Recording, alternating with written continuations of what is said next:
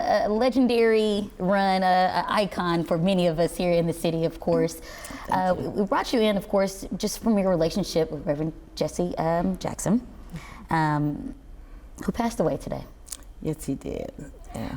Talk about your first interaction. When did you meet Reverend Jackson? Oh, I met Reverend Jackson back in the early 80s, actually. I had met him before he ran in 1984 for president. But I had an opportunity during that 1984 election cycle when he was running for president.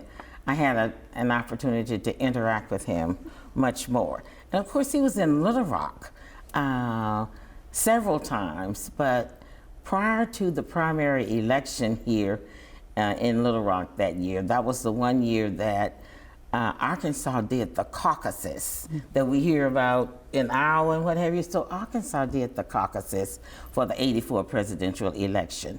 And we had them at various polling stations, and one was at Canaan Baptist Church here in Little Rock.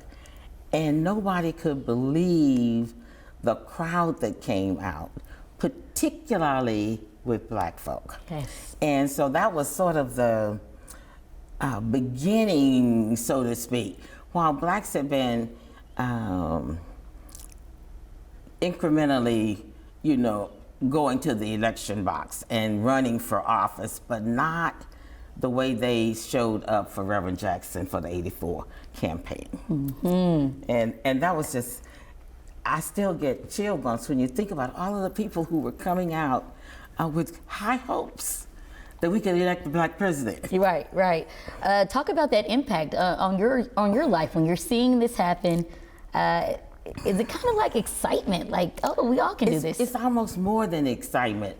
It's, for me, I had already ventured out into the elected official category. Right. But for so many folk, particularly black folk, it just gave them the courage, it gave them the I can do it spirit. And after that '84 presidential election of Reverend Jackson's, the statistics will show that we had many more black folk running for office and winning. And of course, one of Reverend Jackson's favorite words was, you can't win if you don't run. Right. So you gotta run to be able to win. And people believe that, and they took him up on it, And I think we've been going higher and higher, as they say, ever since. Yeah. Ever since. We can't be remiss to make comment that today is the start of early voting. Yes. And with that quote, you can't win if you don't run. Can't win if you don't run. What do you think those words and just that motto kind of inspires the next generation of leadership? I think, whatever we do in life, whenever we start to make choices, we sort of have doubts from time to time. Am I doing this right? Is the timing right? Is that? Well, a person like Reverend Jesse Jackson that was always filled with inspirational and motivational words, but when he can then reinforce basically what you or whoever the person is thinking, and somebody reinforces that for you, validates that for you, that gives you all kinds of courage and spot, so to speak, yes, to get out there and do it. Not be afraid to take the risk. Absolutely. Last question for you. You kind of already touched on it. In a time of social and political changes, what lesson from Reverend Jackson's life do you think is the most important for our community to carry forward? Well, I think it's hard to say the most important, but because he has an amazing legacy. But I think we can take a look at him, and he never gave up. If he tried one thing and it didn't work, he did something else. Right. He ran for president twice.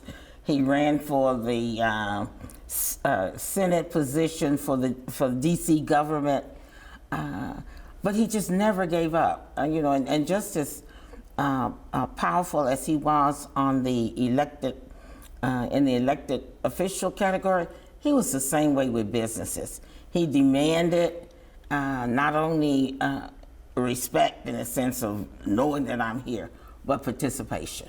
Yeah. And he wanted companies to also give opportunities for folk who look like me to participate in their business and in their corporations as well. So he fought across the board: economic justice, political justice, social justice. He was a fighter, and he never stopped. I know I said last question. I'm just being selfish here by asking this. I just want to hear from you when it comes to our future generations, our kids that are still in school right now, who have big dreams to make a big impact on this world. We may have the next Jesse Jackson right now. Right now here in Arkansas, maybe in Jonesboro, maybe in Wynn, maybe in Monticello, right? What would you say to our youth of today's world if they have plans to make an impact as big as Jesse Jackson, Reverend Jesse Jackson? What would you say to them? I'd say don't sit back and wonder what if. Move forward so that you can see what you can do. Do what you can, that old saying. Do what you can, while you can, and when you can. Do it. Just don't sit back and wonder. Yes, ma'am. Get out there and put action to that word.